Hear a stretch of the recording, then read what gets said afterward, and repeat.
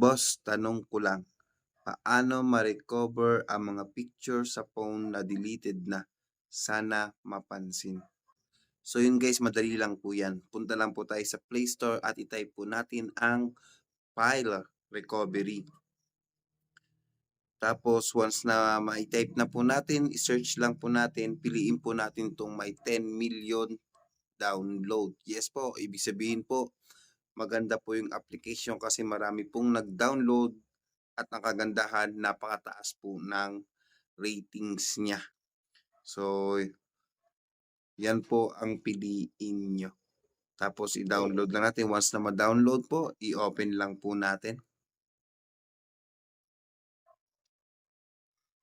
So, yan guys, pili lang po tayo ng lingwaheng gagamitin natin kung English ba or Tagalog, kung saan po kayo hiyang. So, syempre pipiliin ko yung English.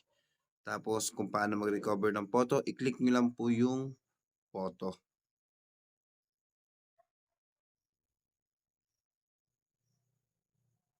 Tapos, itap nyo lang po yung screen para mag-scan po at mahanap niya po yung mga deleted nyong mga photos.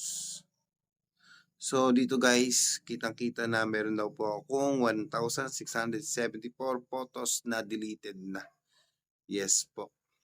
So, antayin lang nating matapos ang scanning.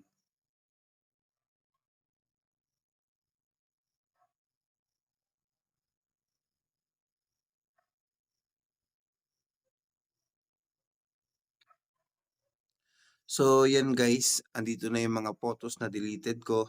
So, mag-sample po tayo. I-click lang natin tong arrow, yung mga photos na deleted ko galing sa Messenger. So, halimbawa ito guys, pwede tayong mag-select ng isa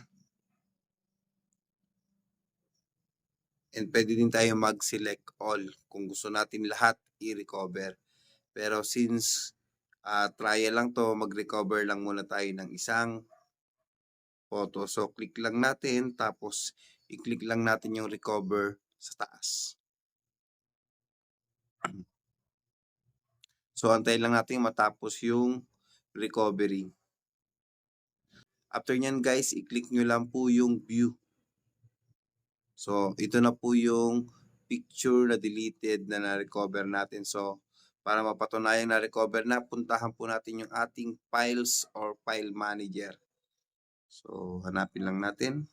Oy, lumampas. Back lang tayo. So, click lang yung files. So, ito na guys. So, andito na yung photos na na-recover ko. So, yun guys. Balik po ulit tayo sa application.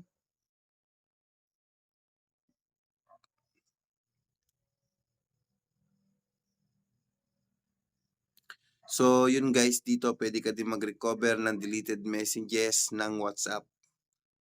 Tapos, ang kagandahan dito guys, hindi lang photo ang pwede nating ma-recover. Pwede din po tayo mag-recover dito ng document, audio, at higit sa lahat, pwede din tayo mag-recover ng video. So, try natin guys. Click lang natin yung video. So, yan, nag-i-scan na siya. So, meron daw akong 718 videos na deleted.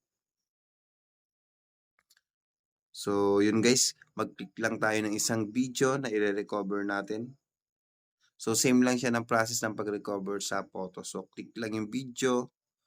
And then, i-click lang yung recover. So, antayin lang po natin matapos mag-recovering ng ating video.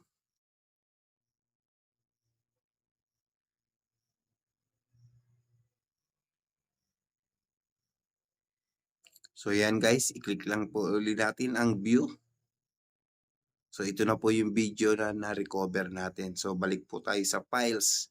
Tingnan natin sa ating file. So, ito na po yung video. So, i-click natin. Oh. So, yun guys, talagang na-recover na siya.